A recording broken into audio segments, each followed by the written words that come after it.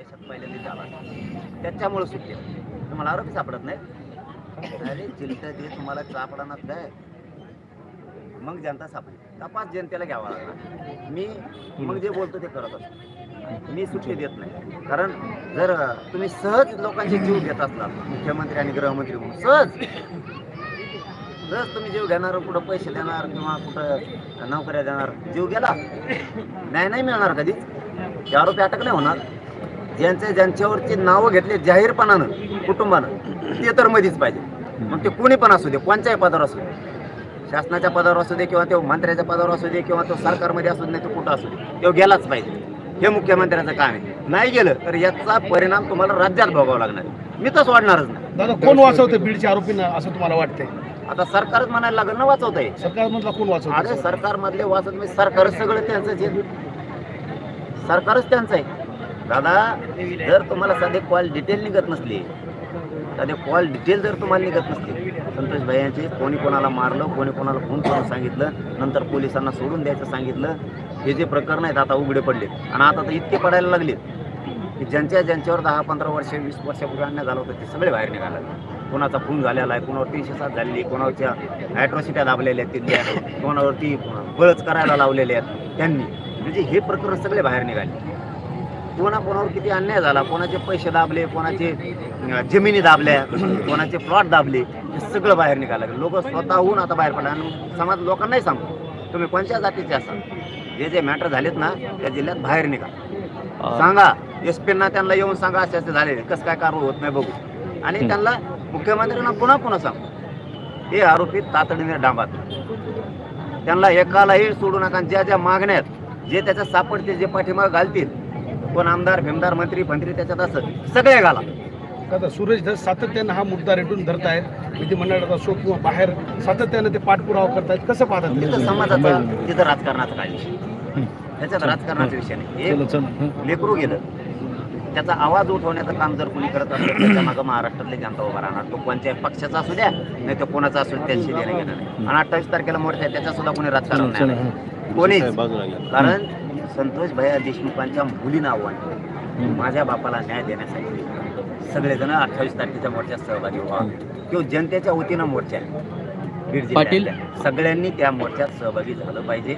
मग त्याचं राजकारण नको बघा. कोणाला निमंत्रण दिलं नसलं तरी नका बघू. कोणी म्हणू नका मी या पक्षाचा कसा आहे, मी सत्ताधाऱ्याचा आहे, मी कसा जो. एका लिकीनं हाक दिली, त्या लिकीच्या हाकेला ओ देऊ. 28 तारखेला सगळ्यांनी सहभागी व्हा. सूर्यवंशी कुटुंबाला जर न्याय मिळाला नाही आणि बीडसारखा जर मोर्चा परभणीमध्ये निघाला तर मराठा समाजाला तुम्ही काय आव्हान करणार आहे?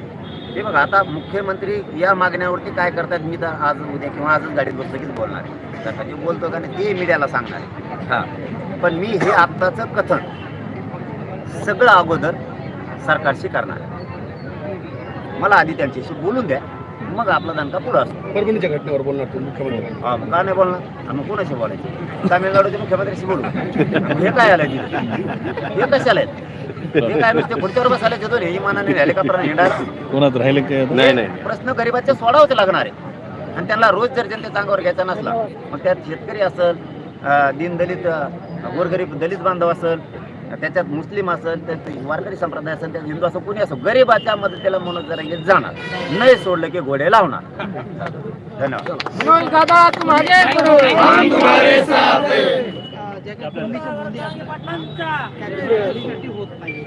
बोलतो मी सरकारला सांगितलंय. नाही पैशाची मागणी केल्यावर तो वाजवलाच.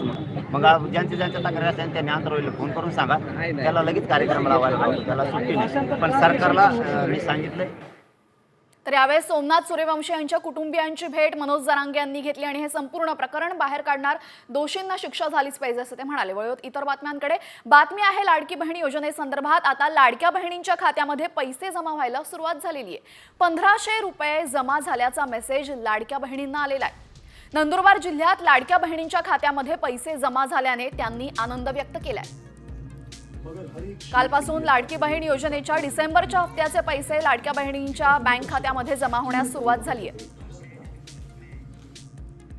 राज्य सरकारच्या महत्त्वाकांक्षी योजना असलेल्या लाडकी बहीण योजनेच्या पैसे अनेक दिवसांपासून महिला ज्या आहेत त्या लाडक्या बहिणी हे वाट बघत होते, मात्र आता आज त्यांना लाडकी बहीण योजनेचा लाभ मिळाला आहे. महिलांच्या खात्यावर 1500 रुपये जमा झाले आहेत. काही महिला आपल्यासोबत आहेत. लाडकी बहीण योजनेची अनेक दिवसापासून प्रतीक्षा होती, आज पैसे मिळाले, काय खूप दिवसापासून वाट बघत होतो. 2100 रुपये येतील, सरकारने 2100 रुपये सांगितलेले होते, पण आज 1500 रुपये आले, तरी आम्ही आनंदी आहेत. तुम्हाला पण आले का पैसे? आले आम्हाला पैसे आले 1500 रुपये. तर नक्कीच महिलांना जे आहेत ते 1500 रुपये त्यांच्या खात्यावर आज जमा झाले आणि आनंदी देखील महिला या आपल्याला पाहायला मिळत आहे. नंदुरबारहून सागर निकवाडे, साम टीव्ही न्यूज. तर एका बाजूला सरकारकडनं डिसेंबरच्या हप्त्याचे पैसे लाडक्या बहिणींच्या खात्यात जमा व्हायला सुरुवात झालेली आहे, तर दुसऱ्या बाजूला सरकारने शेतकऱ्यांसाठी सुद्धा मोठी घोषणा केलेली आहे. कृषी मंत्री माणिकराव कोकाटे यांनी शेतकऱ्यांसाठी मोठी घोषणा केली आहे. शेतकऱ्यांची फसवणूक करणाऱ्या व्यापाऱ्यांविरोधात आता कठोर कारवाई केली जाणार आहे. येत्या मार्चमध्ये होणाऱ्या अधिवेशनामध्ये याबाबतचा नवा कायदा आणणार असल्याचं कृषी मंत्र्यांनी सांगितलेलं आहे. नव्या कायद्यामध्ये शेतकऱ्यांची फसवणूक करणाऱ्या व्यापाऱ्यांविरोधामध्ये कठोर कारवाईची तरतूद असणार आहे आणि नाशिकमध्ये व्यापाऱ्यांकडनं फसवणूक झालेल्या शेतकऱ्यांची बैठक आज कृषी मंत्र्यांनी घेतली होती आणि त्यानंतर आता कृषी मंत्र्यांनी नवा कायदा आणणार असल्याची मोठी घोषणा केलेली आहे. अशा ठिकाणी जर पीक विमा काढला असेल, अशा लोकांनी पैसे घेतले असतील तर त्यांच्यावरती आम्ही कारवाई 100% करणार. कारण अशा केसेस काही निदर्शनास आलेल्या आहेत आणि त्यामध्ये माननीय मुख्यमंत्र्यांनी हाऊसमध्ये घोषणा केलेली आहे की कोणालाही पाठीशी घातलं जाणार नाही. आमच्याकडनं कुठल्याही विमा अधिकाऱ्याला, एजंटला किंवा कोणत्याही कंपनीला आम्ही पाठीशी घालणार नाही, हे तुम्हाला मी ठोसपणे सांगतो. शक्य झालं तर मी मार्चच्या अधिवेशनाचा कायदा आणण्याचा विचार आहे मला. आता इतरही महत्त्वाच्या राजकीय बातम्यांचा आढावा घेऊयात न्यूज पॉइंट 20 मधून. 1500 रुपये देण्यासाठी बहिणींच्या नवऱ्यांना आणि भावांना बेवडं बनवणार का? अजित पवारांच्या विधानावर राऊतांनी महायुती सरकारला खडेबोल सुनावलेत. तसंच हा महाराष्ट्रासाठी कलंक आहे असंही राऊत म्हणाले. महसूल वाढीसाठी दारूच्या दुकानांचे परवाने वाढवणं गरजेचं आहे असं अजित पवार म्हणाले होते. बीड जिल्ह्यातील परिस्थिती राष्ट्रपती शासन लागू करण्यासारखी आहे. बीड आणि परभणीच्या घटनांवरनं खासदार संजय राऊतांनी महायुती सरकारवर जोरदार हल्लाबोल केलाय. तसंच बीडचा आरोपी तुमच्या मंत्रिमंडळामध्ये आहे असंही त्यांनी म्हटलंय. बीडमध्ये 28 तारखेला सर्वपक्षीयांचा मोर्चा असणार आहे. सरपंच संतोष देशमुख हत्या प्रकरणी मोर्चाचं आयोजन करण्यात आलं. मोर्चामध्ये शरद पवारांसह जितेंद्र आव्हाडही सहभागी होणार आहेत. राहुल गांधी थंड हवा खाण्यासाठी महाबळेश्वरला आले होते, मात्र काही टीका होऊ नये म्हणून ते सरकारवर टीका करून गेले, अशी घणाघाती टीका विधान परिषदेचे सभापती राम शिंदे यांनी केली. राहुल गांधींनी परभणीमध्ये सोमनाथ सूर्यवंशींच्या कुटुंबियांची सांत्वनपर भेट घेतली होती. त्यानंतर राम शिंदेंनी कोल्हापुरात हे वक्तव्य केलंय. पालकमंत्री पदावरनं मुख्यमंत्री देवेंद्र फडणवीसांनी मोठं विधान केलंय. बीडला पाठवलं तरीही मी जाईन, मात्र गडचिरोलीचं पालकमंत्रीपद घेण्याची इच्छा असल्याचं फडणवीसांनी स्पष्ट केलंय. तसेच पालकमंत्र्यांबाबत बावनकुळे आणि दोन्ही उपमुख्यमंत्री बसून निर्णय घेतील असंही फडणवीसांनी सांगितलंय. मुख्यमंत्री देवेंद्र फडणवीसांनी महाराष्ट्राच्या जनतेला मोठा शब्द दिलाय. माझ्या डोक्यामध्ये कधीच सत्ता जाऊ देणार नाही असं फडणवीसांनी स्पष्टच सांगितलंय. कितीही मोठं आव्हान असेल तरीही मी धैर्यपूर्वक आव्हानांना सामोरं जात असतो. मिळालेल्या संधीचा मी सोनं करणार असंही फडणवीस म्हणाले. राज्यात आता दारू विक्रीच्या परवान्यांमध्ये वाढ होण्याची शक्यता आहे. कारण मद्यविक्रीचे परवाने नव्याने देण्यासाठी सुरू करण्याचा प्रस्ताव अधिकाऱ्यांनी उत्पादन शुल्क मंत्री अजित पवारांसमोर मांडलाय. या प्रस्तावावर अर्थमंत्री काय निर्णय घेतात याबाबत आता उत्सुकता आहे. मला मंत्रीपद मिळू नये म्हणून अनेकांनी प्रयत्न केलेले आहेत असा आरोप शिंदेगडाचे आमदार दीपक केसरकर यांनी केलाय. केंद्रातील नेत्यांशी चांगले संबंध आहेत, त्यामुळे मंत्र्यांपेक्षाही मोठ्या पदावर जाईल असा विश्वास केसरकरांनी व्यक्त केलाय. वाढती लोकसंख्या आणि शहरीकरणामुळे पुण्यामध्ये दुसरी महापालिका निर्माण करण्याची गरज असल्याचं उच्च आणि तंत्रशिक्षण मंत्री चंद्रकांत पाटील यांनी म्हटलंय. निर्णयासाठी उशीर चालणार नसल्याची भूमिकाही त्यांनी मांडली आहे. कोकणातील रिफायनरीच्या मुद्द्यावरनं आजी माजी मंत्र्यांमध्ये जुंपली आहे. उदय सामंत हुशार आहेत, त्यांना पूर्ण जगभराची माहिती आहे असा टोला दीपक केसरकरांनी लगावलाय. रिफायनरीबाबत सरकार लोकांना विचारून सकारात्मक निर्णय घेईल असं मंत्री उदय सामंत म्हणाले होते. शिंदे सेनेचे खासदार श्रीरंग बारणेंनी गृह विभागाबाबत प्रश्न उपस्थित केलेत. पिंपरी चिंचवड पोलीस हप्ते वसुली करतात, सामान्यांच्या प्रश्नांऐवजी मलाईदार समस्यांना प्राधान्य देतात, त्यामुळे सरकार बदनाम होते असे गंभीर आरोप बारणेंनी पोलिसांवर केलेत आणि या संदर्भात तक्रारीचं पत्रही त्यांनी थेट पोलीस आयुक्त विनयकुमार चौबेंना पाठवलेलं आहे. माजी मंत्री तानाजी सावंतांच्या पुतण्यांना जीवे मारण्याची धमकी आल्यानं सावंत समर्थक आक्रमक झालेत. धमकी प्रकरणाच्या निषेधार्थ आज परंडा भूम शहरामध्ये बंद ठेवण्यात आला. याशिवाय सोनारी परंडा पाथरूड राज्य मार्गावर टायर जाळून जोरदार घोषणाबाजीही करण्यात आली. मध्य महाराष्ट्र, मराठवाडा, विदर्भामध्ये पुढील 4 दिवस जोरदार पावसाचा अंदाज आहे. तसेच हवामान विभागानं ज्या जिल्ह्यांना पावसाचा अलर्ट दिलेला आहे राज्यातील थंडी कमी झाली असून येत्या काही दिवसांमध्ये तापमानात 2 ते 4 अंश सेल्सिअसने वाढ होण्याची शक्यता आहे.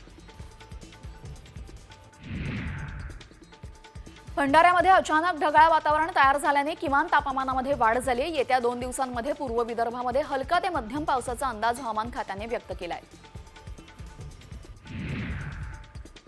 कांदा उत्पादकांना 500 कोटींचा फटका बसलाय. कांद्याच्या दरामध्ये जवळपास 55% घसरण झाली. येत्या 7 दिवसांमध्ये बाजारामध्ये 2.5 लाख टन कांद्याची आवक झाली होती. त्यामुळे शेतकरी 20% निर्यात शुल्क हटवण्याची मागणी करतायत. नाशिक जिल्ह्यातील कांदा उत्पादक शेतकरी दुहेरी संकटात सापडलाय. एकीकडे पडलेले बाजारभाव तर दुसरीकडे वातावरणातील बदलामुळे कांदा शेतातच चढण्यास सुरुवात झाली. त्यामुळे आता बळीराजा चिंतेत आहे. अमरावतीच्या बाजार समितीमध्ये भाजीपाल्याचे दर 50% घसरलेत. सध्या फुलकोबीला 8 रुपये, वांग्याला 10 रुपये तर टोमॅटो 20 रुपये प्रति किलो भाव मिळतोय. त्यामुळे शेतकरी अडचणीत सापडलाय. वाशिममध्ये तुरीच्या दरात मोठी घसरण झालेली आहे. 9,500 रुपयांना मिळणाऱ्या तुरीला 5,150 रुपये प्रति क्विंटल इतका दर मिळतोय. त्यामुळे शेतकऱ्यांचं नुकसान वाढलंय.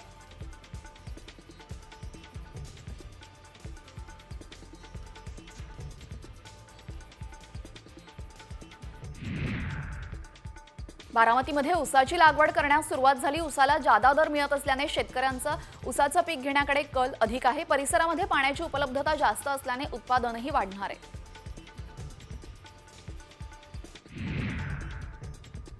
वाशिममध्ये 12,000 शेतकऱ्यांनी विहीर योजनेचा अर्ज भरलाय. यापैकी फक्त 8,000 विहिरींच्या कामांना सुरुवात झाली असून केवळ 334 विहिरींची कामे पूर्ण झाल्याचा अहवाल समोर आलाय. योजनांच्या अंमलबजावणीला गती कधी मिळणार हा मोठा प्रश्न या निमित्ताने उपस्थित झालाय. नाशिकच्या येवला तालुक्यातील परिसरामध्ये बिबट्याने धुमाकूळ घातलाय. बिबट्याच्या दहशतीमुळे शेतमजूर शेतात काम करण्यास नकार देत आहेत. चिंचोडी MIDC परिसरात हा बिबट्या आढळून आला होता. नाशिकमध्ये जाखोरी गावामध्ये कुत्र्याची शिकार करताना बिबट्या विहिरीत पडला. अर्धा तास रेस्क्यू ऑपरेशन करत बिबट्याला वनविभागाच्या पथकाने सुखरूप बाहेर काढलं. पुढील उपचारासाठी बिबट्याला वन्यजीव उपचार केंद्रामध्ये दाखल करण्यात आलं. सांगली जिल्ह्यात मेंढरांवर बिबट्याने हल्ला केलाय. सांगलीतील एतवडे बुद्रुक येथील सौरव पाटील यांच्या शेतामध्ये गावातील मेंढपाळांची मेंढरं आहेत. या शेतामध्ये मंगळवारी संध्याकाळी बिबट्याने धुमाकूळ घातला. त्यामुळे मेंढपाळांचं मोठं नुकसान झालंय. साताऱ्यात वानराच्या हल्ल्यामध्ये महिला गंभीर जखमी झाली. गेल्या अनेक दिवसांपासून वानरांनी स्थानिकांना हैराण केलेलं आहे. गावातील नागरिक वनविभागाकडे वारंवार तक्रार करत असून वनविभाग दखल घेत नसल्याची गावकऱ्यांनी आरोप केलेले आहेत.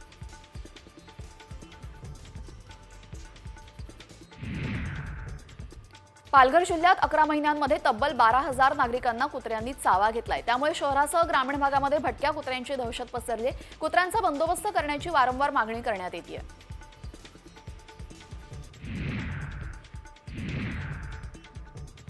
यवतमाळमध्ये कुत्र्यांनी 11 महिन्यांमध्ये तब्बल 3,000 नागरिकांना चावा घेतलाय. दर महिन्याला 350 नागरिकांना कुत्र्याचा चावा घेतला जातोय. दरम्यान ठोस उपाययोजना करण्यात याव्या अशी मागणी आता नागरिकांकडून केली जाते.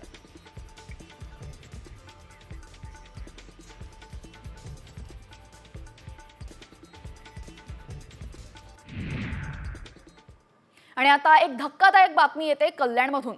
कल्याणमध्ये एका अल्पवयीन मुलीचं अपहरण करून तिची निर्घृण हत्या करण्यात आलेली आहे. यावेळेस हत्या करण्याआधी या अल्पवयीन मुलीवर लैंगिक अत्याचारही करण्यात आले होते. आणि या प्रकरणी आता पोलिसांनी नराधम विशाल गवळीला आणि त्याच्या 3ऱ्या पत्नीलाही बेड्या ठोकल्या आहेत. मुख्य आरोपी विशाल गवळी आपल्या बायकोच्या गावी लपून बसला होता आणि आरोपीच्या पत्नीनेच मुलीच्या मृतदेहाची विल्हेवाट लावण्यासाठी मदत केली होती. तर मुलीला घेऊन जाणाऱ्या रिक्षा चालकालाही पोलिसांनी आता बेड्या ठोकल्या आहेत. विशाल गवळीला फासावर लटकवण्याची मागणी आता कल्याणच्या नागरिकांनी केलेली आहे.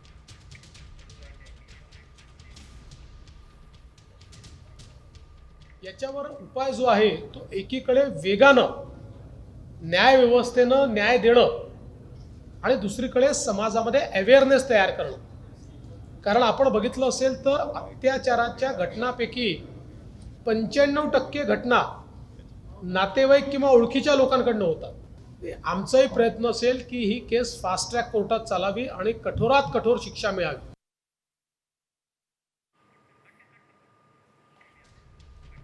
तर चिमुरडीची हत्या केल्यानंतर आरोपी विशाल गवळी दारू घ्यायला एका दुकानात गेला होता. विशाल गवळी विरोधात याआधी सुद्धा विनयभंगाचे 4 गुन्हे दाखल करण्यात आलेले आहेत. विशाल गवळी हा विकृत स्वभावाचा असल्याचंही समोर आलेलं आहे. विशाल गवळीची आतापर्यंत 3 लग्न झालेली आहेत आणि सध्या तो 3ऱ्या बायकोसोबत राहतोय. मुलीच्या मृतदेहाची विल्हेवाट लावण्यासाठी त्याच्या 3ऱ्या पत्नीनेच मदत केल्याचा धक्कादायक खुलासा झालाय. तर पत्नीच्या गावी लपलेल्या विशाल गवळीला पत्नीसह बेड्या ठोकण्यात आल्या आहेत.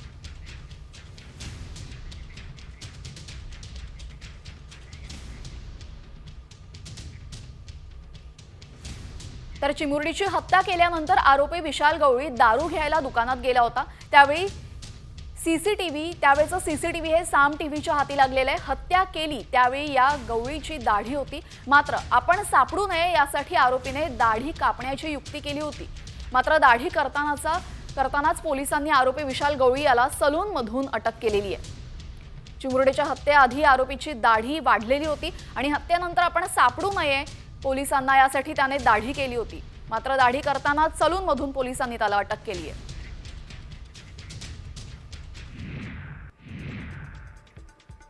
खोपोलीत टँकरनं पेट घेतल्याची घटना घडलेली आहे. टँकरमधील ज्वालाग्रही रसायनानं पेट घेतल्यानं सर्वत्र आग पसरली. या आगीमध्ये पार्किंग केलेली एक कार जळून खाक झाली. पेटत्या टँकरमधून वाहणारं रसायन पेटत पसरत असल्यानं घबराट निर्माण झाली होती. फोमचा वापर करून आगीवर नियंत्रण मिळवण्याचा प्रयत्न करण्यात आला. मुंबई गोवा महामार्गावर वीर इथं धावत्या कारला आग लागली होती. आगीत कार जळून खाक झाली तर कारमधील 3ही प्रवासी सुखरूप आहेत. अलिबाग इथून मालवणकडे जाताना ही घटना घडली आहे.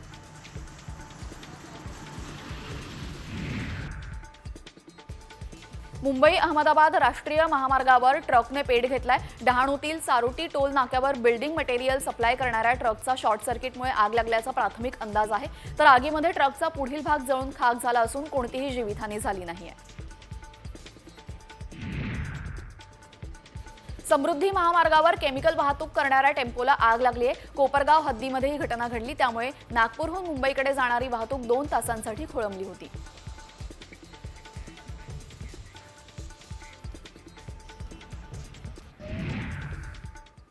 आणि आता पुणेकरांसाठी अत्यंत महत्त्वाची बातमी. पुणे शहरासह जिल्ह्यामध्ये 3 दिवस पावसाचा इशारा देण्यात आलेला आहे. राज्यामध्ये पुन्हा एकदा थंडीचा कडाका कमी झाला असून आता ढगाळ वातावरण निर्माण झालंय.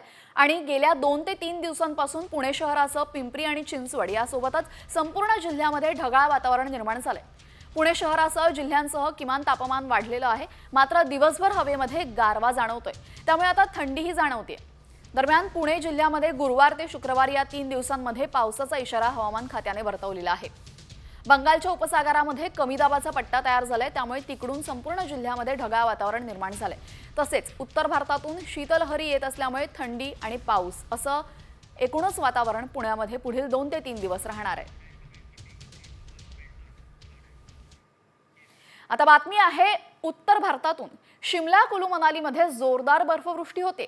यामुळे आता अटल बोगदा प्रवाशांसाठी बंद करण्यात आलेला आहे. गेल्या काही दिवसांमध्ये उत्तर भारतामध्ये मोठ्या प्रमाणात हिमवृष्टी झालेली आहे. त्यामुळे रस्ते निसरडे झालेत. कालच अटल बोगद्यामध्ये 1000 पेक्षा जास्त गाड्या अडकल्या होत्या. सोमवारी रात्रीपर्यंत या सर्व गाड्या बाहेर काढून 8000 पर्यटकांची सुटका करण्यात आली. मात्र खबरदारीचा उपाय म्हणजे पुढील आदेश येईपर्यंत अटल बोगदा हा प्रवाशांसाठी आता बंद राहणार आहे. कुलू मनालीला येणारे पर्यटक सोलांग नालापर्यंतच प्रवास करू शकणार आहेत. आता शिमला कुलू मनालीमध्ये अशा शहरांमध्ये लांबच लांब ट्रॅफिक जॅम बघायला मिळते. बर्फामुळे निसरडे रस्ते बघायला मिळतात, जे गाड्यांसाठी अत्यंत धोकादायक आहेत. गाड्या घसरून झालेल्या अपघातामध्ये आतापर्यंत 4घांचा मृत्यू झालाय. त्यामुळे आता हिमाचल प्रदेशमध्ये 223 रस्ते तसंच 3 राष्ट्रीय महामार्ग बंद करण्यात आले. शिमला मनालीमध्ये तापमान 0च्याही खाली गेलेले. बर्फवृष्टीमुळे अटल बोगदा बंद ठेवण्यात येणार आहे. पर्यटकांना सोलांगानाला पर्यंतचाच प्रवास करण्याची मुभा आता देण्यात आलेली आहे. बर्फावरून वाहनं घसरण्याचा धोका कायम आहे. अटल बोगद्याचा कोकसपर्यंतच्या रस्त्यावर मीठ आणि युरियाची फवारणी.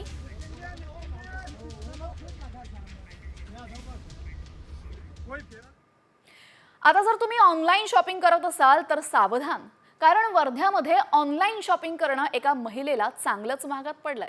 अवघ्या 900 रुपयांचा ड्रेस तिने खरेदी केला आणि 900 रुपयांचा ड्रेस खरेदी करताना या महिलेला तब्बल 1 लाखांचा फटका बसलाय. पाहुयात नेमकं काय घडलं. 900 रुपयांचा ड्रेस 1 लाखाला पडला. ऑनलाईन शॉपिंगमुळे महिलेला गंडा.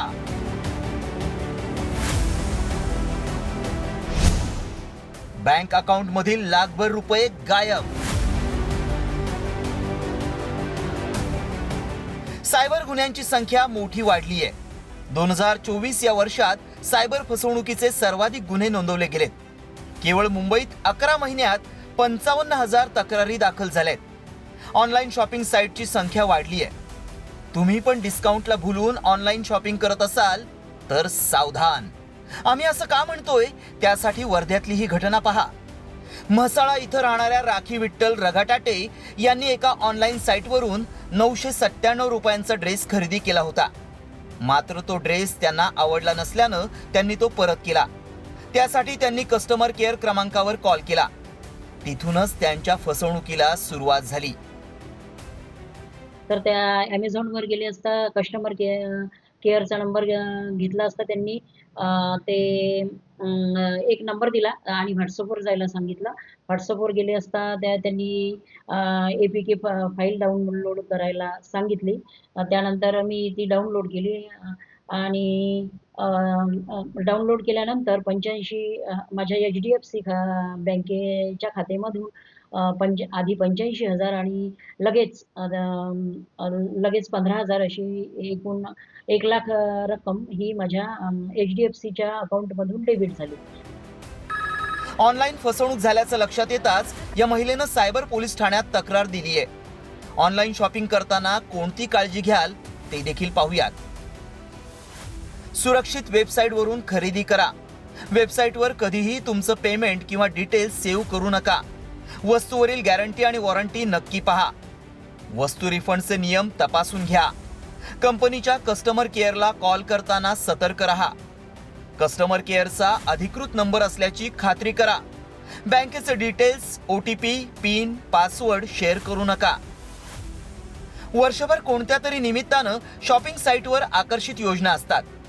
ब्रँडेड वस्तू कमी दरात मिळत असल्यामुळं ग्राहकांना भुरळ पडते.